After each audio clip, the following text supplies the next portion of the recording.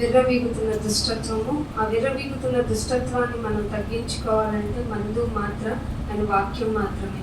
ఆయన వాక్యానికి కనుక మనం ప్రాధాన్యతనివ్వని ఏ మనిషి అయినా ఏ లోకంలో ఎలా ప్రవర్తిస్తున్నారో వాళ్ళకి ఇక్కడ ఉన్న వాళ్ళకి తేడా ఏముండదు. కాకపోతే ఇక్కడ గుడిలో ఉన్నాము అన్న స్పృహతోటి, లేదంటే ఇక్కడ సంఘము మందిరము అనే ఒక ఇదితో ఎదుటి వాడికి వందనం చెప్తావు, ఎదుటి వాళ్ళ గురించి ప్రార్థిస్తావు, ఇక్కడ ఎక్కడ లేని విధేయత చూపిస్తాం.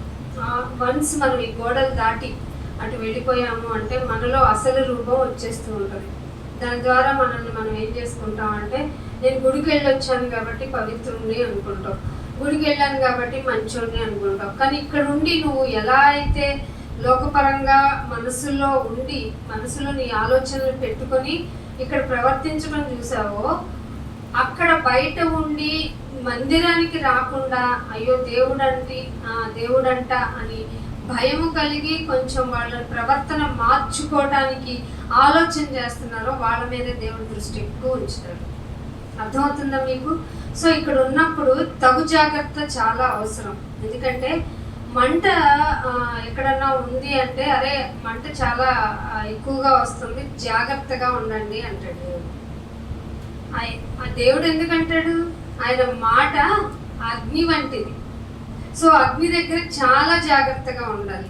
ఏ మాత్రం తడబాటు కలిగినా, ఏ మాత్రం అనాలోచితంగా ఉన్నా, ఏ మాత్రం ఆయన గురించిన ఆలోచన వ్యతిరేకంగా ఉన్నా, మీకెందుకు హిస్టరీలో ఒక మాట ఉంటుంది, అన్య అగ్నిని తీసుకొచ్చి మందిరంలో పెట్టినందుకే చంపేశాడు దేవుడు. మీకు తెలుసా?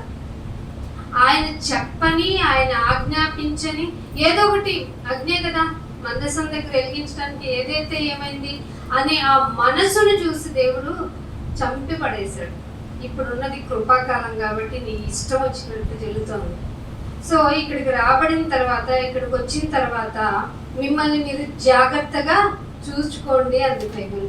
మనల్ని మనం జాగ్రత్తగా చూసుకోవటానికే మన జీవితం ఏమిటో ఇక్కడ ఎవరికి చూపించకపోయినా ఆ పరమాత్మునికి చూపిస్తాము అని వచ్చి ఆయన ఎదుట సాగిలపడి ఆయన కొరకు బ్రతుకుతామని నిర్ణయం తీసుకోవడానికి మాత్రమే లోపలికి అనుకొని రండి.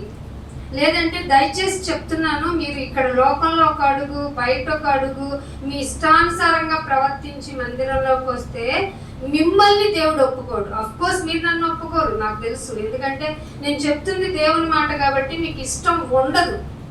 ఇష్టం ఉంటే ఏం చేస్తారు అంటే, మీ యొక్క ప్రవర్తన తెలిసిపోద్ది ఎలా ఉన్నారు ఏంటి అనేది. మీ ప్రవర్తన నాకే ఇంత బాగా కనపడుతున్నప్పుడు దేవుని ప్రేరణ చేత మిమ్మల్ని ప్రేరేపించి మీరు ఇలా కాదు ఇలా ఉండండి అన్నప్పుడు మీరు నన్ను అవాయిడ్ చేయడం వల్ల నాకేంటి ప్రాబ్లం లేదు. ఇన్ఫ్యాక్ట్ నేను ఇంకా వెరీ వెరీ ప్లస్ అవుతాను. నీకు తెలియదు ఏంటంటే, వినేవాళ్ళు లేకపోయినా చెప్పావు కదా తల్లి, రా వచ్చే అంటాడు నన్ను. ఇదే విశ్వాసం. నిరీక్షింపబడు వాటి యొక్క నిజ స్వరూపాన్ని గనక మనము థింక్ చేయకపోతే అసలు ఏం లేదు. లేని వాటినే పిలిచాడు ఆయన, పిలిస్తేనే లోకాలు వచ్చినాయి. మరి లేని వాటిని నిన్ను కూడా విశ్వసించమన్నాడు, ఇంక్లూడింగ్ ఆయనతో కలిపి విశ్వసించాల్సిన నీవు అవసరాల కొరకు మాత్రం నేను ఆయన అంగీకరిస్తాను, అవసరం లేకపోతే ఆయనతో పనే ఉంది. అన్నీ ఉన్నాయి కదా నాకు. ఏమున్నాయంట? అన్నీ ఉన్నాయి. తినటానికి తిండి ఉంది, తాగడానికి నీళ్ళు ఉన్నాయి, ఒక వారానికి కాదు నెలల తరబడి ఉన్నాయి, అన్నీ ఉన్నాయి. కాబట్టి ఇంకెందుకు దేవుడు అనిపిస్తుంది. శ్రమలు రాకుండా ఎలాగో ప్రార్థన చేసుకుంటాం. ఆయన ఏమో నీకు శ్రమ వద్దన్నావు కదా, సరే పర్లేదులే, నేను నీకు కావాల్సింది ఇక్కడ ఉండటమే కదా, నువ్వు సరే చేస్తానులే పో అంటాడు అనుకోండి. అమ్మయ్య అందుకే నువ్వేం పోటు పెట్టుకుంటావు, ఏ తెగులు నాకు కూడా రాదు తెలుసా అని పెట్టుకుంటావు. ఏం రాదంట? ఎవరు చెప్పాడు నీకు తెగులు రాదని? మరి కరోనా టైంలో నీకు తెగులు పోటు ఏమైందో కదా. ఇప్పుడు కరోనా అడ్వాన్స్డ్ మునిమనవాడు వచ్చేసాడు. అసలు అది వస్తుందా పోయిందా తెలియదు. ఆల్రెడీ 20 దేశాల్లో చక్కగా నాట్యం చేసేస్తుందంట. మరి చేస్తున్నప్పుడు దాన్ని ఎవరిని పట్టుకోపోవాలో దానికి తెలుసు కదా. తెగుళ్ళు ఎవరి ద్వారా వస్తాయని తెలుసు మనకి. బయట అయితే వైరస్ అనుకుంటాం, బ్యాక్టీరియా అనుకుంటాం, నా రెసిస్టెన్స్ లేదనుకుంటాం, మనకుంటాయి కదా, మన లెక్కలు మనకుంటాయి. మనల్ని మనం డిఫెన్స్ చేసుకోవడానికి, మనల్ని మనం మంచోళ్ళు అనిపించుకోవడానికి మన దగ్గర చాలా క్యాలిక్యులేషన్స్ ఉంటాయి. ఎట్లయినా నిరూపించుకోగలం. కానీ మనం చెడ్డవాళ్ళమని అస్సలు నిరూపించుకోలేము. మనిషి అంటే ఏంటో అర్థమైందా మీకు? నేను చెడ్డవాడిని చెడ్డదాన్ని అస్సలు నిరూపించుకో, నేను చాలా మంచివాడిని అని చెప్పడానికి నీ జీవితకాలం ఉపయోగిస్తావు. ఇది మనిషి యొక్క లక్షణం. సో మనల్ని అలాంటి వాళ్ళని దేవుడు ఇష్టపడడు. నీ యొక్క ప్రవర్తన నీ మీద ఆధారపడింది అని నీకు తెలుసు కాబట్టే నీ ప్రవర్తన అంతటిని నా అధికారానికి ఇస్తామా? మనం ఒక మనిషికే ఇవ్వలేము. మన జీవితంలో ఎవరన్నా మనల్ని ఇలా ఉండొద్దు, ఇలా ఉండు, ఇలా చేయి, అలా చేయి అంటే నువ్వెవడివి నాకు చెప్పడానికి అంటావా లేదా? ఖచ్చితంగా అంటాం. ఎందుకంటే ఎవరన్నా మనం రూల్ చేస్తే భరించలేము, కానీ మనం ఎవరినన్నా రూల్ చేయాలన్నప్పుడు చాలా బాగా చేస్తాం. ఇలా ఉండొద్దు, అలా చేయి, ఇలా ఉన్నాయండి. దానికి వయసు చూడడం, పెద్దరికం చూడడం. అసలు ఇక్కడ ఇంకొక ఫెసిలిటీ ఏంటంటే ఇక్కడ నుంచి అని చెప్పామనుకోండి, ఇక రూలింగ్ ఒకటే తెలుస్తుంది మనకి. కానీ దేవుడు యేసుప్రభు భూమి మీద ఉన్నప్పుడు ఆయన ప్రవర్తించిన విధానం వెరీ వెరీ షాకింగ్ అండి. ఎవరైనా నన్ను వెంబడించాలి అనుకుంటే మీరు ముందు సేవకుడు అయిపోండి అన్నాడు. మిమ్మల్ని మీరు తగ్గించుకోండి. అసలు జరుగుద్దాం మన జీవితాల్లో? నేను ఎలా తగ్గుతాను అంటాం. ఇంట్లో అని ఇక్కడికి వస్తాం, ఇక్కడేం తగ్గుతాం? ఇంకా ఇక్కడ మనసులో అనుకుంటాం. ఎందుకంటే ఇక్కడ మనుషులందరూ చూస్తారు కదా, మందిరంలో ఇలా ఉన్నాడంటే వాడు ఎంత పాపి అని అనుకుంటారు కదా. అందుకే మందిరంలో మన బిహేవియర్ చాలా బాగుంటుంది, మందిరంలో మన మాట తీరు బాగుంటుంది, మందిరంలో మనం చెప్పే వందనాలు తీరు బాగుంటుంది. అదే బయటకు వెళ్ళిన తర్వాత ఒకడు వందనాలు చెప్పినా, ఒకడు మాట్లాడే తీరును, వాడు పోసుకోలు కబుర్లు, పోకిరి మాటలు చెప్తే చక్కగా నవ్వుతూ ఉంటాం. పోకిరి మాటలు మాట్లాడకూడదే అని అనుకోం. అయ్యో వీళ్ళ మధ్య ఉన్నాను, నన్ను నేను జాగ్రత్తగా కాపాడుకోవాలి అని అనుకో. ఎందుకంటే మనల్ని మనం మంచిగా అనుకుంటున్నాం కనుక. కానీ బైబిల్ ఏం చెప్పిందంటే నిన్ను నీవు మంచివాడవి అనుకుంటే, నీలో ఏ పాపమో లేదని నువ్వు అనుకుంటే నువ్వు ఎవరిని అబద్ధికుని చేసినట్టు? దేవుణ్ణే అబద్ధికుని చేసినట్టు. సో సంఘంలో ఎవరున్నారు? ఎక్కువ అబద్ధికులు ఉన్నారు. ఆ అబద్ధికులకి జనకుడు ఎవరు? శాటన్. అసలు అబద్ధమాడు వారిని నేను పరలోకానికి రానినన్నాడు దేవుడు. అర్థమైందా? ఎక్కడ చిన్ని ఆలోచన నేనేం పాపం చేశాను నాయన, నేను ఎందుకు బాప్తీసం తీసుకోవాలి నాయన, నాకేం అవసరం చెప్పు అని నువ్వు అన్నావు అనుకో, నీ గురించి దేవుడు ఏమంటాడు తెలుసా? నీ గురించి చాటవార్తం, నీ క్రియలు, నీ వెంట వచ్చే డే ఒకటి ఉండింది. అర్థమైందా? ఆ డేలో నీ క్రియలు, నువ్వు నడుస్తూ ఉంటే నీ ముందు నీ క్రియలు నడుస్తాయి. అప్పుడు ఎక్కడికి వెళ్ళి దక్కుంటావు? ఎక్కడికి వెళ్ళి నీ జీవితాన్ని మార్చుకుని నేను ఇంకా కనపడను, నన్ను నేను మంచిగా దాచేసుకున్నాను అనుకోగలవు చెప్పు? అనుకునే ఛాన్స్ ఎక్కడన్నా ఉందా? సర్వాంతర్యామి కాదు, సకలాన్ని సృష్టించిన ఈ అంతరిక్ష నమూనాలకు దాటి ఉన్నాడు ఆయన. ఇంకెక్కడికి వెళ్ళి బ్రతుకుతాం? మనకు తెలిసింది ఈ గ్రహం, ఇక్కడ బతకలేమని చంద్రుడిని ఎత్తుక్కుంటున్నాం, అక్కడ చాలా పనులు చేసుకోవచ్చు అని ఫ్లాట్లు కూడా కొనేసుకుంటున్నాం. ఎందుకంటే మనకి చంద్రుడు అనుకూలంగా ఉన్నాడు అని. కానీ ఈ మధ్య సైంటిస్టులు ఏం చెప్పారంటే భూమి లాంటి అనుకూలమైన గ్రహాలు ఇంకా 10ల సంఖ్యలో ఉన్నాయంట. మరి అక్కడికి వెళ్ళిపోతామా? వెళ్ళటానికి ఛాన్సెస్ ఉందా? వెళ్తే ఇప్పటి వరకు ఎందుకు వెళ్ళలేదు? ఇంకా మరి చాలా టైం పడుతుంది ఇక్కడ నుంచి అక్కడికి వెళ్ళాలంటే అంటారు. కానీ బైబిల్ ముందే చెప్పింది మీరు భూమిలో మాత్రమే ఉండాలి. ఎందుకు నైనా భూమిలోనే ఉండాలి అంటే నా కోసం భూమి మీదకి రప్పింపబడ్డారు అన్నాడా లేదా? నేను నా కోసం రప్పించుకునే పెళ్లి కోసం కదా, పిల్లల కోసం కదా. పెళ్లి చేసుకొని చక్కగా పిల్ల జల్లలతో హాయిగా ధన వస్తు కనుక వాహనాలతో కదా ఉండడానికి కదా నేను భూమి మీదకి వచ్చింది. అవన్నీ నేను నీకు ఇచ్చిన సౌకర్యాలు, వాటిని అడ్వాన్స్ గా తీసుకున్నాం, సూపర్ అడ్వాన్స్ గా తీసుకున్నాం. ఇంకా మితి మీరి కూర్చుకునే విధంగా నిన్ను నువ్వు సంపాదించుకోవడం నేర్చుకుని అసలు నా గురించి మర్చిపోయాడు. అర్థమవుతుందా నేను చెప్తున్న మాట? మీకు ఏమన్నా అర్థమైతే ధన్యులు, అర్థం కాకపోతే కూడా ధన్యులు అని నేను అనుకుంటున్నా. ఎందుకంటే ఇక్కడ ఉన్నంత వరకు మీకు మాట వినిపించేయాలని దేవుడి యొక్క ఆలోచన ప్రకారం పనులు జరుగుతున్నాయి. నేను వచ్చాను కదా గుడికి అనుకుంటాం, నేను కదా వచ్చింది అనుకుంటాను. నో, నేను లాక్కొచ్చి పడేసింది ఆయన. సో అందుకే నేను బైబిల్లో ఒక మాట చూద్దాము. కీర్తనల గ్రంథము 51వ కీర్తన, 51వ కీర్తన 4వ వచనం చూడండి. నీకు కేవలము నీకే విరోధముగా నేను పాపం. ఎలా ప్రార్థన చేసుకోవాలో మీకు తెలియజేస్తున్నాను. ఏమని చేస్తే ఈ మాటలు బయటకు వస్తాయో మీకు చెప్తున్నాను. ఒక భక్తుడు అంటున్నాడు, నీకు కేవలము నీకే నీకే విరోధంగా. ఎవరికి? ఒక మనిషికి నేను విరోధంగా పోలేదు నాయనా. ఒక మనిషి యొక్క రిలేషన్ వల్ల భంగపడి నేను పాపం చేయలేదు నాయనా. ఒక మనిషి యొక్క ఆలోచన విధానాలు తెలుసుకుని, ఒకవేళ ఆ మనిషిని నేను ఊహించుకుని వాళ్ళకి విరోధంగా నేను పాపం చేయలేదు నాయనా. కేవలము నీకు విరోధముగా. ఎప్పుడైనా ప్రేయర్ చేశారు కదా? దేవుడు అంటే భయం ఉన్న వాళ్ళు చేసే ప్రార్థనలు ఇలా ఉంటాయి. నీకే విరోధముగా నేను పాపము చేసి ఉన్నాను నీ దృష్టి ఎదుట. ఎవరి దృష్టి?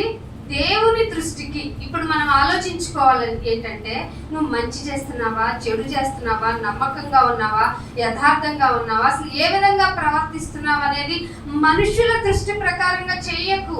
అలా చేస్తే నీకు డ్రొమెటికల్ వేషధారణ వచ్చేస్తుంది. సో నిన్నేమంటున్నాడంటే, నీ దృష్టి ఎదుట నేను చెడుతనము. ఇదండి, ఇది పశ్చాత్తాపంతో కూడిన మనస్తత్వంతో చేసే ప్రార్థన. నీ దృష్టి ఎదుట నేను చెడుతనము చేసి ఉన్నాను. చెడుతనం అంటే ఏంటి? అబద్ధం ఆడటమా, దొంగిలించటమా, హత్య చేయటమా? ఇవి క్షమించే పాపాలు, క్షమించబడే పాపాలు. అసలు ఆయన ఆజ్ఞ ఒకటి ఉండింది, నా కొరకే బ్రతకాలి. అలాంటివి సెగ్రిగేట్ చేసి ఇశ్రాయేల్కి 10 మాత్రమే ఇచ్చాడు, మనకి 620కి పైగా ఇచ్చాడు. ధర్మశాస్త్రం మంచిదా, ఈజీనా, లేకపోతే కొత్త నిబంధన ఈజీనా? ఈ ప్రకారంగా ఆజ్ఞలు 10 ఉన్న మ్యాటర్ని మనం బిహేవ్ చేయొచ్చా? 600 ఉన్నది కష్టం అనిపిస్తుందా? చెప్పండి, ఏ సంఖ్య ఎక్కువ? 600 ఎక్కువ.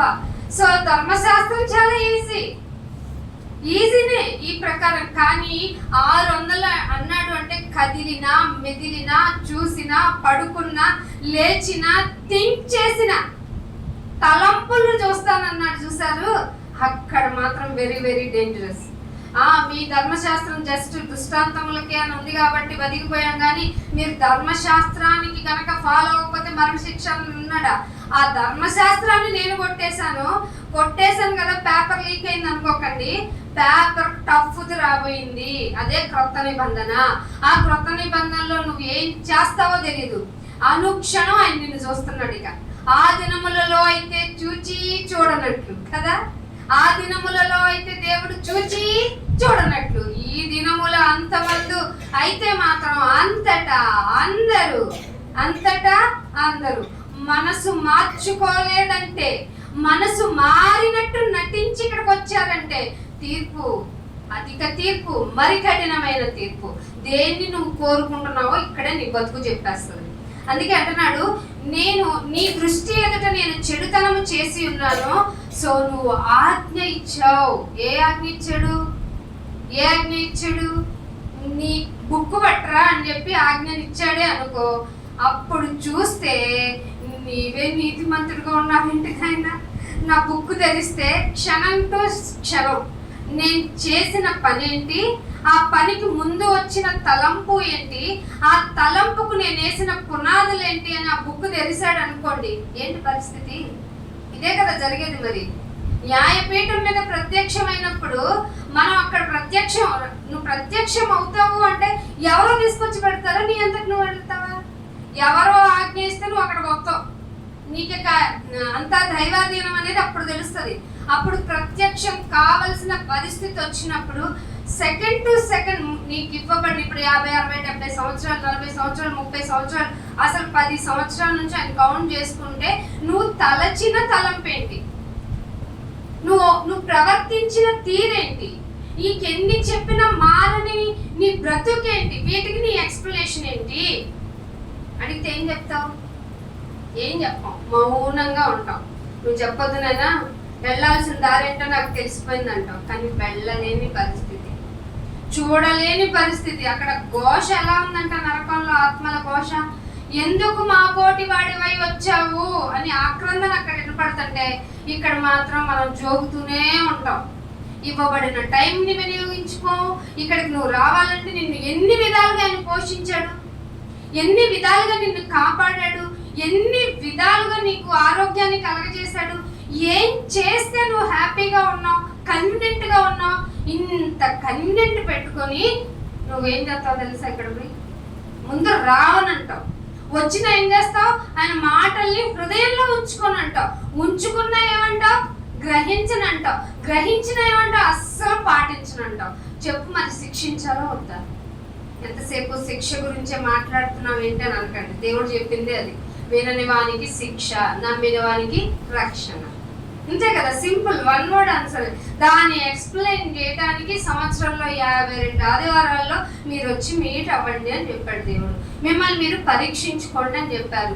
మొదట పరీక్షించుకునేటప్పుడు ఎదుటి వాళ్ళు ఏది ఉంది, ఓహో నలుసు ఉందా, ఎంత నలుసు పెట్టుకున్నాడో అని దూరం ఉన్న నువ్వు నేను చూసాను అనుకోండి, ఎవరు ముందు తీర్పులోకి వెళ్తారు? నేనే వెళ్ళిపోతా, దూరం ఉన్న నేనే వెళ్ళిపోతా.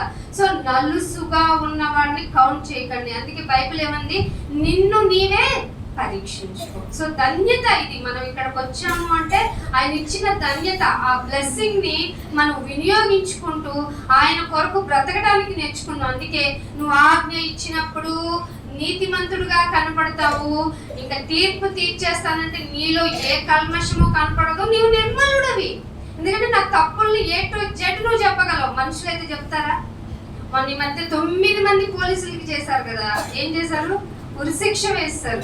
కానీ వాళ్ళు ఎప్పుడో 2023లో అనుకుంటా వాళ్ళు చేసిన తప్పుకి ఇప్పుడు శిక్ష పడింది. అప్పుడు దాకా ఏం జరిగింది అంటే వాళ్ళకి కావాల్సిన విట్నెస్లు దొరకల. దేవుడికి అంత టైం పట్టుద్దా? చెప్పండి, దేవుడికి అంత టైం పట్టుద్దా? Fraction of seconds. అసలు నువ్వు పరలోకంలోకి ఎంటర్ అయిన తర్వాత న్యాయపీఠం ఎదురయ్యేలోపే నీ క్రియలు ముందెళ్తుంటే ఎంత ఫాస్ట్ జడ్జిమెంట్ ఉందో చూడండి. అయింది మీరు అనుకుంటారు సుఖంగా ఉంది జీవితం, చాలా హ్యాపీగా ఉంది, ఎంతైనా నేను మంచోడిని కాబట్టి నాకు ఇవన్నీ బాగా జరుగుతున్నాయి అనుకున్న భ్రమ. ఇది భ్రమ. ఆయన కృపను వ్యర్థం చేసుకోకండి, జాగ్రత్తగా మిమ్మల్ని కాపాడుకోండి.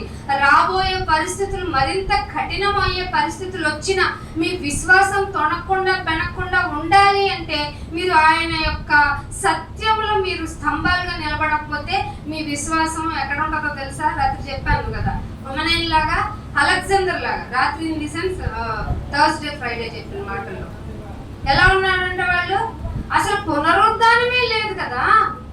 ఏమని చెప్తున్నారంట? పునరుద్ధానం లేదా? అసలు బైబిల్ మొత్తానికి అసలు యేసు ప్రభువు భూమి మీదకి రావడానికి మళ్ళీ తిరిగి వెళ్ళాడు అని చెప్పటానికే సాదృశ్యమైంది పునరుద్ధానం కదా. దాన్ని లేదని చెప్తున్నారండి సంఘంలో కూర్చొని, ఉన్నా గతించిపోయిందని చెప్తున్నారండి మీరు అని చెప్పే వాళ్ళు ఉన్నారు సంఘాల్లో. సో మిమ్మల్ని మీరు సెటరేట్ చేసుకోండి, మిమ్మల్ని మీరు బాగు చేసుకోండి, మిమ్మల్ని మీరు పరీక్ష చేసుకోండి, మీ జీవితాలు మార్చుకోండి. ఇదే మిక్కిలి అనుకూలమైన సమయము. యెహోవా దొరికే కాలం ఇది. దొరకని టైంలో నువ్వు ఏం చేయలేవు, వద్దాం అనుకుంటావు. ఇప్పుడు చాలా మంది పడక మీదకి ఎక్కిన వాళ్ళని వెళ్ళి అడగండి, ఏమ్మా ఏం చేయాలంటే గుడికి వెళ్ళిపోవాలండి, పాట పాడేయాలండి, ప్రార్థన చేసేయాలండి, వాక్యం ఎక్కడ కుదిరితే అక్కడ చెప్తారేమో, వెళ్ళిపోతానండి, అసలు ఎందుకంటే నేనే చెప్పేస్తానండి అంటారు. సరే అండి, బాగు అవనివ్వండి, గుడికి రావడం మానేసే లిస్ట్లో ఫస్ట్ వాళ్ళే ఉంటారు. సో నీకు ఇవ్వబడుతున్న కృపని నువ్వు ఎంత దుర్వినియోగం చేస్తున్నావో నీకు ఇప్పుడు అర్థం కావట్లా. అందుకే అంటున్నాడు, తీర్పు తీర్చినప్పుడు నువ్వే నిర్మలుడవి, నువ్వే ట్రాన్స్పరెన్సీగా ఉంటావు. నాకు అర్థమైపోయింది నాయన, ఇక నా జీవితంలో నేనేం చేయాలి అంటే 6వ వచనం చూడండి ఏమంటాడు, నీవు అంతరంగములో. ఎక్కడండి? మీ ఒడుల్లో పెట్టుకోవడం కాదు. సత్యం అనగా బైబిల్ అంటే మీ ఒడుల్లో, మీ చేతుల్లో, లేకపోతే మీ అల్మారాల్లో, మీ గోడలకి, వాటికి కాదు. ఎక్కడ ఉండాలంట? ఇలా చెప్తే ఎందుకు వింటారు మీరు? ఏ తెగులు రాదని బోర్డు మీకు గిఫ్ట్గా ఇస్తే ఎంత మంచోడన్నా, ఎంత మంచిది అక్క, వాక్యం నాకు గిఫ్ట్గా ఇచ్చింది. వాక్యము నిండి అంతరంగంలో సత్యం నిలుపుకొని సత్య ప్రకారం ఇలా ఉండాలని చెప్తే ద్వేషించేవారే ఎక్కువ. అందుకే అంటున్నాడు, నీవు అంతరంగములో సత్యాన్ని ఏం కోరుతున్నావు నైనా? అంటే డబ్బా బియ్యం కాదా, నీ గుడ్డు కాదా, నువ్వు దశంభాగం కాదా?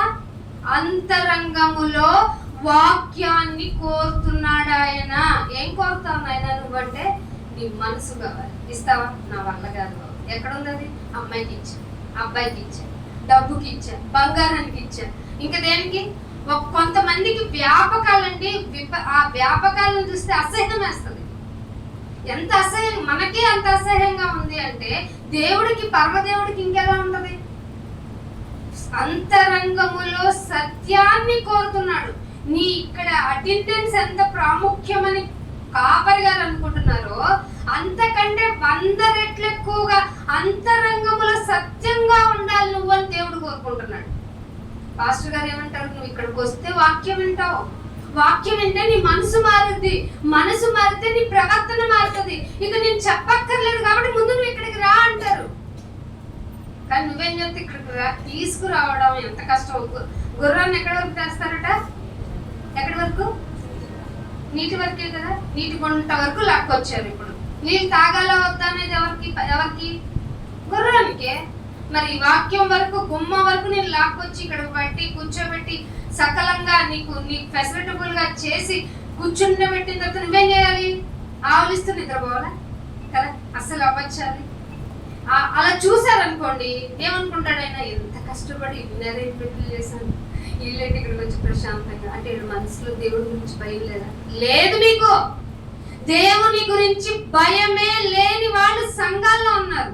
అందుకే దేవుడు పని చేయాలంటే వెనక ముందే ఏం వదులుకోరు వాళ్ళు జీవితంలో, దేన్ని ఉపేక్షించరు. అసలు దేవుడు ఏం చెప్పాడు, నిన్ను నువ్వు ఉపేక్షించుకున్నావా? నన్ను వెంబడించాలంటే నిన్ను నీవు ఉపేక్షించుకున్నావా లేదా? ఇది చెప్పు. నన్ను ఉపేక్షించుకోవడం అది ఎలా జరుగుతుంది? నన్ను నేను వదులుకుంటే భూమి మీద బ్రతుకిస్తాడు ఆయన. ఆయన కొరకు బ్రతకాలని కదా నిన్ను పంపించాడు. ముందుగా సిద్ధపరచిన సత్క్రియలు, సత్యముతో కూడిన క్రియలు చెయ్యాలి నువ్వు. అది ఆయన అభీష్టము, ఆయన కోరిక. అందుకే అంతరంగంలో సత్యాన్ని కోరుకున్నాడు. ఆ సత్క్రియలు చేయడానికి ముందుగా నిన్ను ఇక్కడ సిద్ధపరిచి కూర్చోబెడితే అది ఎప్పుడు అనుకున్నాడు ఆయన? జగత్తు పుట్టక ముందు, ఈ జగాలే లేనప్పుడు. జగం అంటే భూమి కాదు, భూమితో సంబంధించిన ఈ 4 నవగ్రహాలు అంటారే. ఇప్పుడు ప్లూటో గ్రహం కాదు కదా, 8 గ్రహాలు ఉన్నారే. ఈ 8 గ్రహాలే కాదు, పాలపుంత నక్షత్రాలు సంఖ్య కోటాను కోట్ల నక్షత్రాలు కూడా లేనప్పుడు నిన్ను ఆయన అనుకున్నాడు భూమి మీదకి రప్పించాలని. ఒకవేళ నీ గర్భం ద్వారా ఏ బిడ్డ రాదు అని అనుకున్నాడంటే ఆయన చిత్తమేమో బహుశా. నేను గర్భాన్ని ఇచ్చిన వాడిని గర్భాన్ని మూసేస్తానా అన్నాడు ఒక చోట. ఒకవేళ ఇలా చేస్తున్నారు కదా అని గర్భం ద్వారా వచ్చిన బిడ్డలు ఏమన్నా పూలదండేసి కూర్చోబెడుతున్నారండి? ఇప్పుడు పిల్లల్ని పెంచడం పెద్ద టాస్క్ కదా. వాళ్ళకి తెలిసినంత జ్ఞానం మనకు లేనప్పుడు మనం సైలెంట్ గా ఉంటామంటే ఉండలేము. ఎలా ఉండాలో చెప్పడం మన బాధ్యత కదా. చెప్పమనే దేవుడు కదా. పడుకున్నా చెప్పు, నుంచున్నా చెప్పు, లేస్తున్నా చెప్పు, నడుస్తున్నా చెప్పు, త్రోవలో వెళ్తున్నా వాళ్ళని వదిలిపెట్ట మాకు, వాళ్ళు చెయ్యి పట్టుకొని నువ్వు చెప్పాల్సిందే. అప్పుడు ఏమైంది? 3 తరాలు సేఫ్ గా ఉంటాయి. అర్థమవుతుందా? ఒక తరం కాదు, 3 తరాలు సేఫ్ గా ఉంటాయి. ఆ 3వ తరం వాడు కనుక తన డ్యూటీ చేయకపోతే ప్రపంచం ఎలా ఉన్నదో ఇప్పుడు అలా ఉంది. అర్థమైందా మీకు? అంటే ఎవరు దేవుని గురించి చెప్పటం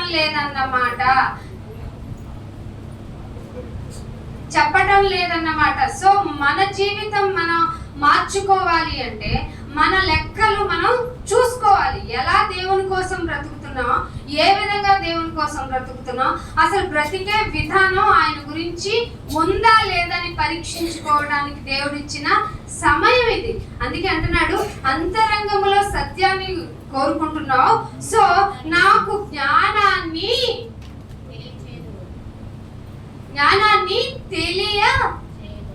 తెలియజేస్తాను. అంటే ఇష్టం ఉంటే చెప్తారా, ఇష్టం లేకపోతే చెప్తారా?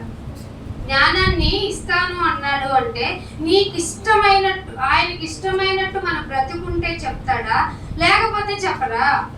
ముందు మనం సత్యాన్ని, అందుకే పైన రాయించాడు, అంతరంగములో గనక సత్యాన్ని గనక కోరుకుంటే, అంతరంగంలో సత్య ప్రకారం గనక జీవిస్తే నీకు నా జ్ఞానాన్ని. ఎందుకు నుంచుంటున్నారు, ఎందుకు తిరుగుతున్నారు? ఒక్క 10 నిమిషాలు ఓపిక పట్టండి, నేను ముగించేస్తాను. వాక్యం అప్పుడు అందరూ ఈ విధంగా ప్రవర్తించడం దేవుడికి కష్టంగా ఉంటుంది. నీవు అసలు లేకపోతే చెప్తున్నాను, లేదంటే నువ్వు ఆపేయమని చెప్పండి. వాక్యం చెప్తున్నప్పుడు మీరు ఎవరు వ్యతిరేకిస్తున్నారో తెలుసా? ఏదో ఫెసిలిటీ లేనప్పుడు జరగడం మంచిది. వాక్యం కాన్సన్ట్రేషన్ పోతుంది కదా. మీకు తెలియదు నేను ఎలా వాక్యాన్ని ప్రిపేర్ అయ్యి వస్తాను. అందుకే మీకు చెప్తుంటే ఎలా ఉంటుందంటే ఈజీగా అనుకుంటున్నారు. వాక్యం చెప్పడం చాలా కష్టం. అది సత్యంతో కూడిన వాక్యం చెప్పడం చాలా చాలా కష్టం. ఇదిగో మీ మధ్య చెప్పడం చాలా కష్టం. దేవుడి యొక్క ఆత్మని ఆర్పకండి, కాస్త వినండి, డిసిప్లిన్ నేర్చుకోండి. అంతరంగములో నాకు జ్ఞానమును తెలియజేసేదవు. ఎప్పుడు తెలియజేస్తావు నాయన జ్ఞానాన్ని అంటే ఆయన చెప్తున్నాడు, నీవు అంతరంగంలో నా సత్యాన్ని పెట్టుకున్నప్పుడు మాత్రమే నీకు నా జ్ఞానాన్ని తెలియజేస్తాను. లేకపోతే నీకు ఏదో తోచింది నువ్వు చెప్పుకుంటావు, లేదు నేను దేవుళ్ళో ఉన్నాను చదివేసిపోతావు, ఏం అర్థం కాదు నీకు. సో మిమ్మల్ని మీరు బాగు చేయడానికి దేవుడు మిమ్మల్ని ప్రేరేపించి చెప్తున్న మాటల్ని సాత్వికంతో అంగీకరించడానికి ప్రయత్నం చేయండి. అందుకనే ఈ కీర్తనలోనే 105వ కీర్తన చూడండి. 105వ కీర్తన 3వ వచనం. ఆయన పరిశుద్ధ నామమును బట్టి అతిశయించుడి. దేన్ని బట్టి అతిశయించాలంట? పరిశుద్ధ నామం బట్టి. ఇప్పుడు ఎవరి సాక్ష్యాలన్నా తీసుకోండి, ఇంక్లూడింగ్ ఎవరి యొక్క ప్రవర్తనన్నా తీసుకోండి, ఎవరి హావభావాలన్నా తీసుకోండి. దేన్ని బట్టి వారు అతిశయిస్తారంటే వాళ్ళకున్న డబ్బు, వాళ్ళకున్న ఆస్తులు, వాళ్ళకున్న ఉద్యోగం, వాళ్ళకున్న బంగారం, వాళ్ళకున్న బంధు వర్గాలు, వాళ్ళకున్న బలము, వీటి గురించి అతిశయిస్తారు. కాదని చెప్పండి నాతో ఎవరైనా ఉన్నా, మేము అసలు మా డబ్బుల గురించి కానీ, మా ఆస్తుల గురించి కానీ, మాకున్న పరపతి గురించి కానీ మేమేమీ ఆలోచించట్లేదని చెప్పేవాళ్ళు చూపించండి. ఇంకా లోటుగా ఉన్నాయి కాబట్టి మీరు అడుగుతారు, ఎవరు చెప్పారు మీకు అని చెప్పి తీసుకొస్తారు.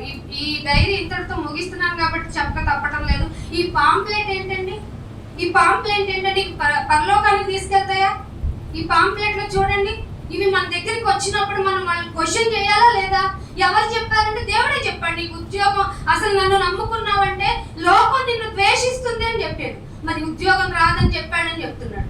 ఇలాంటి సువార్త సభలు జరుగుతున్నప్పుడు నీలో ఆత్మ ఎలా ఉత్ప్రేరకంగా ఉంటది? ఎవరు చెప్పారు నీకు సమస్యల నుండి రావని లేవని? దేవుని వాక్యం చెప్తే సమస్య ప్రతి చోట, ఎక్కడ చెప్పని వారు సమస్యలు మొదలవుతున్నాయి. మా గుడి, మీరు మా వీధిలోకి వచ్చి సువార్త చెప్పకండి అనే బోట్లు పెడుతుంటే, ఇలాంటివి తీసుకొచ్చి పెడుతుంటే మీరు ఏం చేస్తున్నారు? మీకేం తెలియట్లా. ప్రస్తుతం పరిస్థితి మీకు చాలా హ్యాపీగా ఉంది, అనుకూలంగా ఉంది. అందుకే మీరు భ్రమలో ఉన్నారు. మీ భ్రమ తొలగాలి. నేను అనుకున్నాను సత్యంతో నిలబడతారు, సత్యంలో అంగీకరిస్తారు. ఇంటికి వెళ్ళిన తర్వాత మీలో గొడవలు ఎందుకు వస్తున్నాయి? మీలో ఎందుకు మీరు మిమ్మల్ని కొట్టుకొని చేస్తున్నారు? మిమ్మల్ని మీరే భక్షించుకునే విధంగా ఎందుకు మారిపోతున్నారు అంటే, సగం ఇటుగా ఉంటున్నారు, సగం అటుగా ఉంటున్నారు. ఎలా మారుతారు? ఇంకా ఎందుకు మీకు బల్ల తీసుకోవాల్సిన అవసరం వచ్చింది? ఎందుకు మీరు దేవుణ్ణి జ్ఞాపకం చేసుకోవాల్సిన అవసరం వచ్చింది? ఇంకేమంటాడు? పిల్లలు కలగరా, కానీ నీ గర్భాన్ని నేను ఆశీర్వదిస్తానన్నాడు. దీనికేం ఆన్సర్ చెప్తాడు? చెప్పండి. ఇలాంటి వాళ్ళు ఎలా ఉన్నారంటే మష్రూమ్లు ఉన్నాయి కదా, పొట్టగొడుగుల్లాగా తయారవుతున్నారు. ఇలాంటి వాళ్ళని మీరు ప్రశ్నించాలి అంటే ముందు మీకు అర్థం అవ్వాల్సింది బైబిల్ కదా. మీరు బైబిల్ గురించి గనక అవగాహన లేకపోతే రేపు మీరు వెళ్ళాల్సింది ఎక్కడికో తెలుసా? నాయన వాక్యం అక్కర్లేదు మాకు, మేము ఎక్కడికో చోట దేవుడు మమ్మల్ని ఆశీర్వదించే చోటకు పోతాం. దేవుడు మమ్మల్ని బాగా ఆశీర్వదిస్తాననే చెప్పాడు. ఎవరు చెప్పాడు నీకు ఆశీర్వదిస్తానని? చెప్పాడా? మీరు నన్ను నమ్ముకుంటే మీరు మీ వస్త్రాల గురించి ఆలోచించుకోవద్దు, బిడ్డల గురించి దేని గురించి మీకు ఆలోచన వద్దు, నా గురించి ఆలోచించండి. నన్ను నమ్ముకుంటే సింహపు పిల్లలైనా లేమి ఉంటాయి, నేను లేమిగా ఉంచుతానా అని ఆ విశ్వాసంతో బ్రతకమంటే మీ ఆలోచనలన్నీ లోకపరంగా తీసుకెళ్తున్న వాని వైపే మీరు దృష్టి ఉంచుతున్నారు. అందుకే మీకు వాక్యం పట్టడంలా మీలో సమాధానం ఎప్పుడో వెళ్ళిపోయింది. పేరుకు మాత్రమే షాలేం అని చెప్తున్నావు. ఎదుటి వాడిని చూసి షాలేం అంటున్నావు అంటే నీకు సమాధానం కలుగుగాక, నీకు సమాధానం కలుగుగాక అంటున్నావు. అసలు నీలోనే సమాధానం లేనప్పుడు ఎదుటి వాళ్ళలో సమాధానం ఎలా కలగజేస్తావు?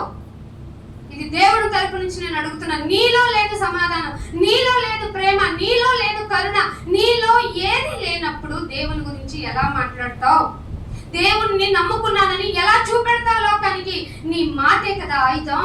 అలాంటి ఆయుధమైన మాటని ఏమంటారు వేస్ట్ గా మాట్లాడుతున్నారు.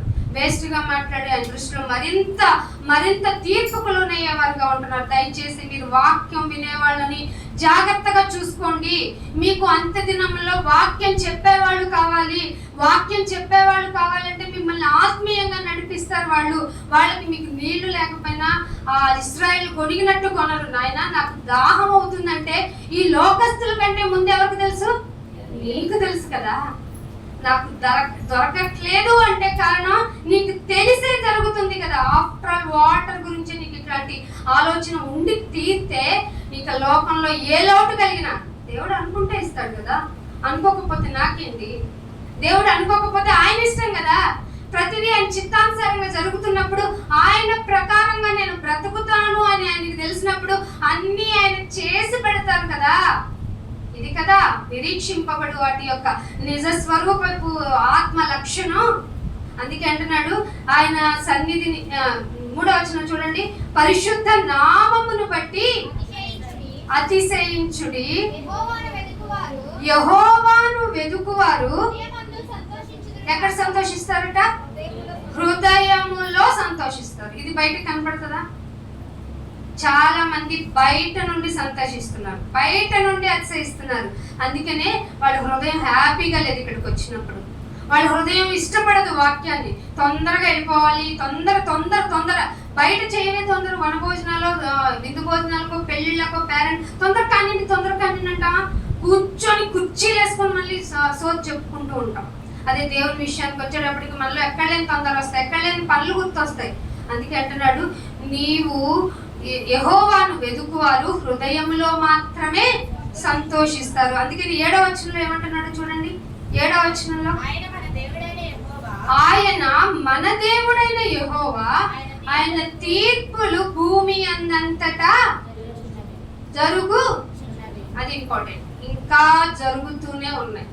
ఆయన తీర్పులు జరుగుతూనే ఉన్నాయి. 2027 వరకు వచ్చే సంవత్సరం నుంచి వర్షాలు చాలా తక్కువ అంట. ఎంత తక్కువ అంటే మన ఆంధ్రాలో మెయిన్ గా కృష్ణాలో వర్షాలు పడవంట. ఏమవుతుంది పడకపోతే, వర్షం రాకపోతే? పంట ఇరేమో. మరి నెక్స్ట్ ఇయర్ నీకు ఫుడ్ కావాలిగా. ఈ ఇయర్ కొన్నాయి అనుకున్నాం, మరి నెక్స్ట్ ఇయర్ కొనాలిగా. ఆయన తీర్పులు ఆల్రెడీ జరుగుతున్నాయి. ఈ పరిస్థితుల్లో నీ జీవితాన్ని ఎలా పెంచుకుంటావు? ఆకలికి తీరడానికి ధాన్యములు ఉన్నాయి, దాహం తీరడానికి వాటర్ ఉన్నాయి, అంతకు మించి ఉన్నాయి మనకి. ఇన్ ఫ్యూచర్ అనావృష్టి రాబోతుందని ఎంత ముందు తెలుసుకున్న వాళ్ళు చెబుతూ ఉంటే మనకి ఆల్రెడీ తెలుసు కదా. అక్కడక్కడ యుద్ధములు, పోరాటములు, కరువులు ఇది స్టార్ట్ అవుతుంది అనమాట. యుద్ధాలు, పోరాటాలు కానీ వింటున్నాము. కరువులు అనేవి ఎక్కడెక్కడో ఆఫ్రికాలో వాటిలో వింటున్నాము అనుకుంటున్నాం. మనకు రావులే పచ్చని ఏమున్నాయి, పచ్చగా పారే పాలు లాంటి సముద్ర ఇవి ఉన్నాయి, నదులు ఉన్నాయి. అందుకే నదుల్లో పాలు పోతే పాలని ఎన్ని వేల లీటర్ల పాలు నీళ్ళల్లో కలుపుతున్నారంట. పాలు లేక చచ్చిపోయి కలుషితమైన పాలు తాగి పిల్లలు చనిపోతుంటే దానం చేస్తే వాళ్ళ ఆకలి తీరుతుంది కదా. అది కదా భక్తి అంటే. ఎదుటివాడిని అవసరం తీర్చుకొని కదా. ఇలా ఎక్కడ చూసినా అక్రమం విస్తరించే ప్లేస్ లేదు. ఏదో చెప్పండి, మన ఉందగా, మన సంఘాలు ఉన్నాయిగా, మన దేవుడి బిడ్డలు ఉన్నారు కనుకండి. ఆ అక్రమం తీర్పు ఎక్కడి నుండి స్టార్ట్ అవుతుందంట? దేవుని ఇంటి నుండే ఆల్రెడీ స్టార్ట్ అయిపోయినాయి తీర్పులు. అందుకే ఎక్కడ వాక్యము గుర్చిన అవగాహన కలిగిన పాస్టర్స్ లేకపోతే బోధకులు లేరు. 0.1 ఉన్నారు. ఆ 1% నిలబడి గట్టిగా చెప్తుంటే ఈ 99% ఉన్నారు కదా. వాళ్ళు చెప్పని దారులు పోయడం ఎలా నేర్చుకున్నారు? ఎక్కడుండి? సంఘంలో ఉండి. మీకు ఇంకెక్కడ వాక్యం దొరుకుతుంది? నిజమైన వాక్యం. పాలు దొరకాలంటే నువ్వు గేదెను పెట్టుకోవాలి. పాలు కావాలి అంటే స్వచ్ఛమైన పాలు తాగాలంటే నువ్వే ఒక దాన్ని పెంచుకోవాలి. కానీ పాలు కావాలని ప్యాకెట్ తెచ్చుకున్నావు అనుకోండి, ఒక రోజు ఏమవుతుంది? యూరియా ప్లస్ ఇంకోటేదో కలిపిస్తాడు. ఏమవుతుంది? అప్పుడు చచ్చిపోతావు. అదెంత నిజమో. నీ అంతటా నువ్వే వాక్యాన్ని, నీకు దేవుడు ఏం బోధిస్తున్నాడో చెప్పాలంటే జ్ఞానము తెలియజేయవలసిన ఆయన ముందు నీ హృదయంలో సత్యాన్ని కోరుకుంటున్నాడు కనుక అది అవలంబించున్నాడు. నీకు ఏమైపోతుంది? దొంగ అపోస్తులుడుగా తయారైపోతావు. మేక ఏంటి, తోడేళ్ళు ఏం కప్పుకుంటది? గొర్రె చర్మం కప్పుకున్న తోడేళ్ళు సంఘాల్లో ఉన్నాయి. చీల్చేయడానికి ఇష్టపడతాయి, కానీ ఎట్టి పరిస్థితుల్లో జాగ్రత్తగా కాపాడుకుందామనే కాపరి జనాంగం మీకు లేరు. ఇది చాలా ప్రతికూల సమయం క్రైస్తవ్యానికి. ఇక మీరు అనుకుంటున్న ఆటలు చెల్లవు. చాలా విధాలుగా చాలా చోట్ల మనకి వ్యతిరేకత అనేది వస్తున్నప్పుడు నువ్వు ఎలా మారాలి, నిన్ను నువ్వు సమర్పించుకోవడానికి కూడా వెనుకాడని స్థితిలోనికి వెళ్ళాలి అంటే ముందు నిన్ను నువ్వు ఉపేక్షించుకోవడం నేర్చుకోవాలి. అందుకే దేవుడు అంటున్నాడు, మన దేవుడైన యెహోవా తీర్పులు భూమి అందంతటా జరుగుతున్నాయి అని 4వ వచనంలో అంటాడు. వెదకండి, దేవుణ్ణి వెదకండి, యెహోవాను వెదకండి, ఉన్నవాడైన దేవుణ్ణి వెదకండి, ఆయన బలమును వెదకండి. ఇక్కడికి వచ్చి ఏం వెతకాలి? ఏమెత్తావని చూడకండి, ఆయన బలమును వెదకండి, ఆయన సన్నిధిని ఓన్లీ అయ్యగారు పోస్ట్ పెడితే మాత్రం రాకండి, నిత్యము వెదకండి. ఎప్పుడు వెతకాలి? ఉన్నారు ఎవరన్నా?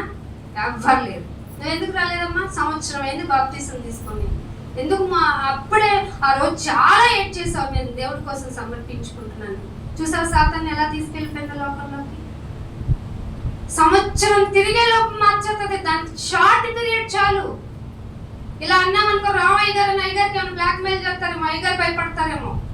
అస్సలు భయపడం. మేము దేవుని ప్రకారం నడుచుకునేవాళ్ళం. మమ్మల్ని టచ్ చేయడానికి వస్తే రండి త్వరగా టచ్ చేయండి అంటాం. ఎందుకో తెలుసా? మీరు దేవుని కనుగుట్టును ముట్టుకుంటున్నారని చెప్తాం. వాక్య ప్రకారం విశ్వాసంలో బ్రతుకుతున్న వారిని ఏ విధంగా ప్రలోభ పెట్టగలరు చెప్పండి? పోస్టులు కావాలా మీకు? గ్రూపుల్లో మందిరంలో ప్రార్థన జరుగుతుంది అంటే ఏ సమయాను ప్రకారం అక్కడ రాయించారు కదా. ఎందుకు రావట్లేదు మీరు అంటే మీ దగ్గర మీకు కారణాలు ఉన్నాయి. ఈ కారణాలు ఉన్నాయని చెప్తారు కదా, వెళ్ళి అన్నిల్లో ప్రకటించని చెప్పాడు దేవుడు. వాక్యం అంత చులకనైపోయిందా మీకు? వాక్యం అవసరం లేదా మీకు? ఎందుకు మరి మీరు కళ్ళ అర్హులు అనుకుంటున్నారు? ఏ విధంగా ఇక్కడ తయారు చేయబడుతుంది కాబట్టి, తీసుకునే వాళ్ళు లేరు కాబట్టి, నేనే దిక్కు కాబట్టి, లేకపోతే రొట్టె మిగిలిపోతుంది కాబట్టి వస్తున్నానంటావా? నీ గర్వాన్ని అణచి అన్నాడు బబులు అంటున్నా దేవుడు. నీ గర్వాన్ని అణచి బాబు, నీ జీవితంలో దేన్ని చూసుకొని అయితే గర్విస్తున్నావో దాన్ని అణచి నీ లెక్కలు తేలుస్తా అంటున్నాడు దేవుడు. బైబిల్లో మాటలు, బైబిల్ దేవుడు, బైబిల్ యొక్క విధి విధానాలు నీకు చులకనగా అనిపిస్తున్నాయా? అసలు నీ జీవితం ప్రొలాంగ్ అవుతుంది అంటే కారణం నువ్వు ఇంకా లైఫ్ లో సెటిల్ అవటానికా? అయ్యో కాదు, నీ ఆత్మని చక్కగా క్లీన్ గా కడుక్కుంటూ ఉండటానికి, ఆయన దగ్గరికి వెళ్ళే టయానికి నువ్వు ప్యూరిఫైడ్ గా కనపడటానికి. ఇదిగో నా కోసం మీకోసం సిద్ధపరచబడిన సింహాసనాన్ని అధిష్ఠించండి అని చెప్పాలి అంటే నువ్వు మురికి గుడ్డలతో వెళ్తే అక్కడ ప్లేస్ ఉంటుందా? మురికి వ్యవహారంతో ఉంటే ప్లేస్ ఉంటుందా? సో నిన్ను సరిదిద్దుకొని కడుక్కొని ఆయిల్లో మునిగిన బట్టలు ఒకసారి వదులుతాయండి? చెప్పండి, మాట్లాడండి. వదులుతాయా?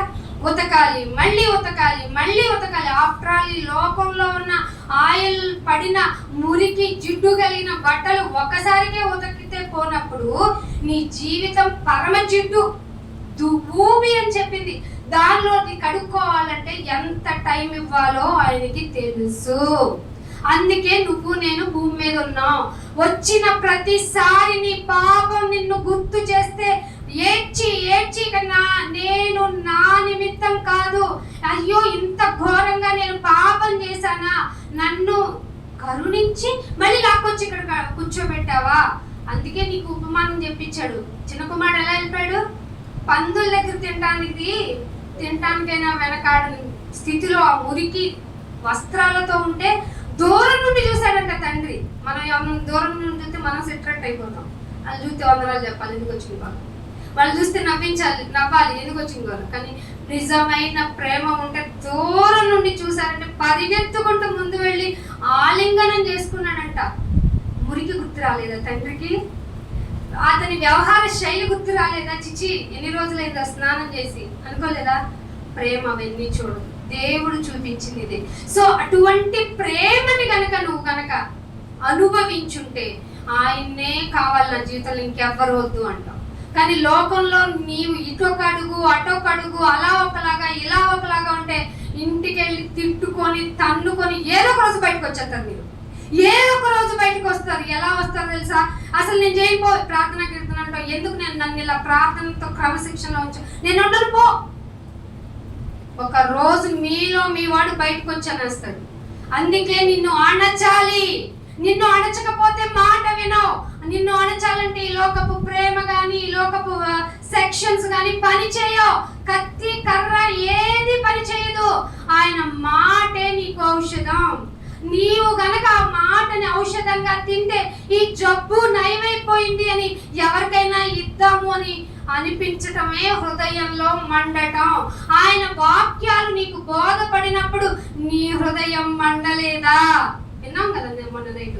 హృదయం మండనంత వాక్యం నీకు వాక్యమే కాదు, అది వాక్యమే చెప్పిన. నీ హృదయం ఎప్పుడైతే మండిందో, లేదంటే నీకు తిప్పలు పెడుతుందో, ఇబ్బందులు పెడుతుందో, అది సరైన వాక్యం. ఎందుకంటే మనల్ని బాగున్నాం అని చెప్పేది వాక్యం కాదు. ఇప్పుడు టాబ్లెట్లు కూడా చాలా డూప్లికేట్ టాబ్లెట్లు వస్తున్నాయి. పేరుకు మాత్రం మందులే, కానీ జబ్బును నయం చేయు. అదేలాగో పేరుకు మాత్రమే వాక్యాన్ని తీసుకుంటారు, కానీ అసలు ఆ వాక్యం వల్ల నీకు నాకు ఏంటి ఉపయోగమో అసలు చెప్పేవాళ్ళకు కూడా తెలియకుండా ఇప్పుడు బోధలు జరుగుతున్నాయి. సో మీకు చెప్పబడుతున్న మాట మిమ్మల్ని మీరు పరీక్షించుకోవడానికి అవసరమైన మాట. మీరు మనుషుల కోసం హ్యాపీగా వాళ్ళని హ్యాపీ చేద్దామని ప్రార్థనలకి రాకండి. అందుకే అంటున్నాడు. ఒక మాట చూపిస్తాను చూడండి. కొలసీలకు రాసిన పత్రిక ముగించేస్తున్నాను. కొలసీలకు రాసిన పత్రిక 3వ అధ్యాయము 22వ వచనం. 3వ అధ్యాయము 22వ వచనం. ఎవరు మనం? ఆఫ్టర్ ఆల్ సర్వెంట్లు. ఎవరికి? దేవునికి. మనం పని చేసేవాళ్ళం. సో ఆయన ఏం చెప్పాడంటే, మీరు ఏదన్నా పని చేస్తున్నారు అనుకోండి, నేను పెద్ద యజమానిని అన్నట్టు చేయకండి. అందుకే మిమ్మల్ని నేను ఏమని పిలుస్తున్నానంటే, దాసులారా, మనుష్యులను ఎలా హ్యాపీ చేయండి, నేను మనుషుల్ని హ్యాపీ ఎలా చేయను? ఎక్కడంట? మందిరంలోకి వచ్చి. ఎవరికి చెప్పారు మరి ఇక్కడ? కొలసీలు ఎవరండి? విశ్వాసులే కదా. విశ్వాసులైన కొలసీలకి ఏం చెప్తున్నాడు తెలుసా? మీరు మనుష్యులను సంతోషపెట్టువారైనట్టు వాళ్ళ కనపడి వాళ్ళ కంట్లో పడాలి. నేను ఎవరి కంట్లో? వాళ్ళ కంట్లో పడాలి. అందుకు చాపలైనా, మైకెట్టనా, ఈ తొడవనా, లేకపోతే ఆయన వచ్చినప్పుడే కుర్చీ తొడవనా, లేకపోతే ఆయన వచ్చినప్పుడే మంచిగా చెప్పనా, ఆయన వచ్చినప్పుడే బిహేవ్ చేయనా, నేను ఎంత మంచివాడునో. ఇవన్నీ కంటికి కనబడాలని చేసేవి. కంటికి కనబడేలాగా చేసావు అంటే నువ్వు గొప్ప వేషధారివి. అసలు యేసు ప్రభు వారు వేషధారుల్ని ఈ సమ్మర్లో ఎండబెట్టిన ఉప్పు చేపను ఎండబెట్టినట్టు ఎండబెట్టారు. శాస్త్రాల పరిశీలారా, మీరు బయటికి మాత్రం white dress and white and go అంటారు. మీరు పాత్రలు కడిగేస్తున్నారు, మంచాలు కూడా వదలటలేదు. మీ అంతరంగం ఏంటి అంత జిడ్డుగా ఉంది? చూస్తే ఎలా ఉందో చెప్పనా? సమాధులు తగ్గితే ఎంత కంపు ఉంటుంది, ఎంత భయంకరమైన చెత్త ఉంటుంది, ఎంత వాసన వచ్చి వామిటింగ్ అవుద్ది. సున్నం కొట్టిన సమాధుల్లాగా. నేను ఇంత ఎక్స్ప్లెయిన్ చేసి ఆయన అలా చెప్పాల. సున్నం కొట్టిన సమాధి. ఆయన భాష, ఆయన ప్రసంగం డిఫరెంట్ కదండి. ఆయన ఎన్నో చెప్పాలి. మరి 33 సంవత్సరాల సేవలో మన జీవితకాలం మాట్లాడుకునేలాగా అని చెప్పించాడంటే ఎంత బాగా జ్ఞాని అండి ఆయన. అందుకే నాలోనే అన్నీ ఉన్నాయి. నేనే బుద్ధి, జ్ఞానము, సర్వ సంపదలు కూడా కావాలా? నా యందే ఉన్నాయి. నా యందు ఇన్ ది సెన్స్ వాక్యమునందు ఉన్నాయి. మీకేం వాక్యం ఉంది కానీ మిగతా ఇవ్వండి అంటున్నారు. అందుకే మీకు సగం వస్తుంది, మీ ఆత్మ తృప్తి లేదు, మీకు ఏది జరిగినా తృప్తి జరగటం లేదు. సో ఇకనైనా మారండి. మళ్ళీ ఇంకొక ఆదివారం దేవుడు ఇచ్చాడు, ఇంకొక వారం ఇచ్చాడంటే నిన్ను కడుక్కోవడానికి సమయం ఇచ్చారు. మీరు ఏదైనా చెయ్యాలంటే మనుషులు కంట్లో పడాలి, మనుషులకు ఇష్టమైనట్టు చేద్దామని చేయకండి. మరి ఎలా చేయమంటావయ్యా అంటే, ప్రభువునకు భయపడొచ్చు. ఎవరికి భయపడాలి? ప్రభు. నాయనో, నేను గుడికి వెళ్ళకపోతే నా దేవుడు నన్ను ఏమంటాడు? నేను వెళ్ళాను పో, ఆయన బల్లకి తీసుకోవడానికి సమయం ఇచ్చినప్పుడు నేను ఎందుకు తీసుకోలేకపోయాను? తీసుకున్నాను పో, ఆయన చెప్పిన వాక్య ప్రకారం ఎందుకు ఉండలేకపోయానని శుద్ధాంతఃకరణ, శుద్ధి ఎక్కడ ఉండాలంట? అంతరంగంలో కలిగిన వారటై అన్ని విషయాలలో మీరు విధేయులై ఉండండి, ఇంక్లూడింగ్ మీ యజమానులు. జాబ్ చేస్తున్నారా? మీ బాస్ పైన. ఇంట్లో ఎవరు మీ బాస్? భర్త. భర్త అంటే భరించేవాడు. భరించడానికి ఇంకా హింస పెట్టకండి. భార్య కదా, పాపం ఆవిడ ఏం చేయలేదు, ఏం మాట్లాడలేదు, అసలే బలహీన కట్టం కదా, ఎవరు అందరు ఉన్నప్పుడు బాగా ప్యాంపరింగ్ చేసి ఎవరు లేనప్పుడు నాకు బాగా వదిలిపెట్టి ఇలా చేద్దామా? అన్ని విషయాలలో అందరూ మనందరికి యజమాని ఎవరు? ప్రభు అయిన యేసుక్రీస్తు వారి యొక్క తండ్రి, మనకు తండ్రి కదా. సో మనం ఆయన దగ్గరికి డైరెక్ట్ గా వెళ్ళలేం కనుక క్రీస్తు ద్వారా వెళ్ళి విధేయత చూపిస్తే మనుషుల్ని మనం ఇంకా బాగా ప్రేమించగలం, వాళ్ళలో తప్పున్నా. అర్థమవుతుందా? సో క్షమించడం నేర్చుకోండి. క్రైస్తవ్యం అంటే క్షమించడం, ఆర్గ్యూ చేయటం కాదు. ఆర్గ్యూ చేయడం కాదంటే మీరు తీరుస్తున్నారు కదా అనుకోండి, మనం పోరాడాలి. ఎవరితో పోరాడాలో చెప్పి ముందుకు వెళ్తాం. ఎఫ్ఎస్సి 6వ అధ్యాయం 12వ వచనం. ఎఫ్ఎస్సి 6వ అధ్యాయము 12వ వచనం. మీరు పోరాడునది ఇంకా చెప్తున్నాను చూడండి. మీరు పోరాడదామంటే ఇంట్లో కూర్చొని మీరు తన్నుకోవద్దు, రోడ్డు మీద ఎవరితోనూ గొడవకి వెళ్ళొద్దు.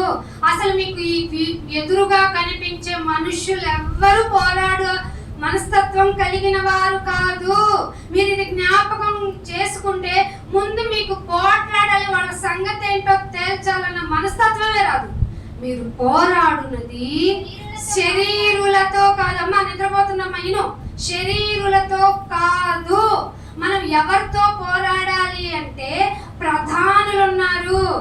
ఎవరు అనుకుంటున్నారు? సాతానికి మళ్ళీ తన గ్రూప్ అరేంజ్ చేసుకొని ఒక్కొక్కరిని ఒక్కొక్క సెక్షన్ ఇచ్చి దీనిలో మీరు హెడ్ గా ఉండండి, వాళ్ళ ద్వారా మనుషుల్ని ప్రేరేపించండి, మనుషులు కొట్టుకునేలాగా చేయండి, ఏదేమైనా దేవుని మాట మాత్రం విస్తరించకూడదు అని ఒక హెడ్స్ ను పెట్టిందట.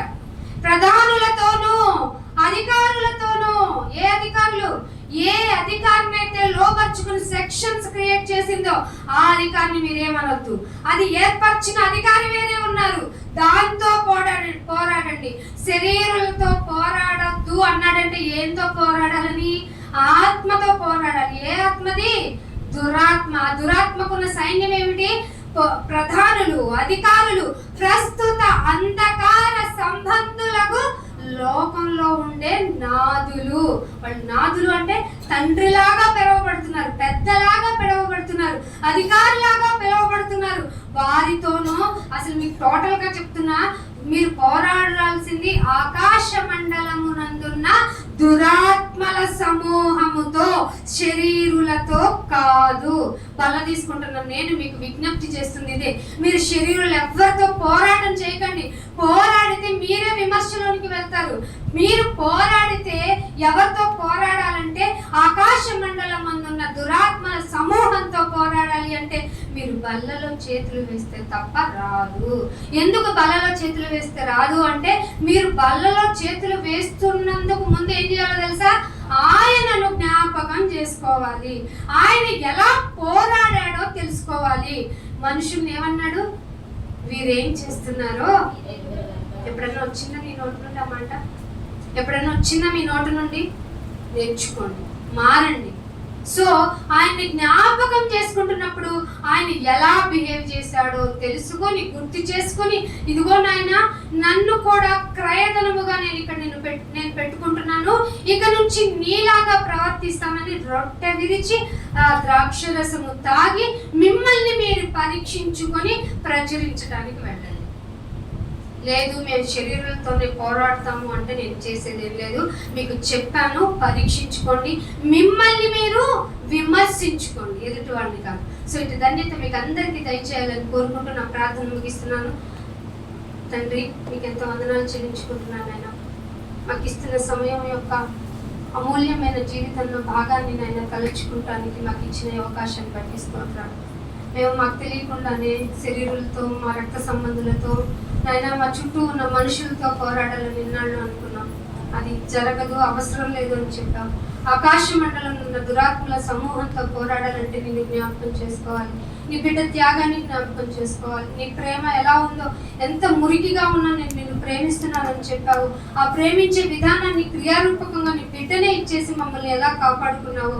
మీరు కూడా ప్రాణం పెట్టబద్దులు అని చెప్పినందుకు మేము కూడా అలా ఉండటానికి మమ్మల్ని నాయన మార్చుకుంటాం, మమ్మల్ని మేము విమర్శించుకుంటాం, నాయన మమ్మల్ని మేము పరీక్షించుకుంటాం, మాకు ఇచ్చిన అవకాశాన్ని సద్వినియోగం చేసుకుంటాం. బలలో చేతులు వేస్తున్న మమ్మల్ని అందరినీ కడిగి మీ ఉదక స్నానంలో ముంచి పరిశుద్ధపరిచి నాయన హిమము కంటే తెల్లగా చేయగల సమర్థులు మీరు కనుక మమ్మల్ని మార్చి శుద్ధాంతకరణ చేయమని యేసుక్రీస్తు వారి పరిశుద్ధమైన నామమున ఈ ప్రార్థనను అడిగి వేడుకుంటున్నాం మా పరమ తండ్రి. ఆమేన్. అందరికీ వందనాలు. Thank you all of you. God bless you to all.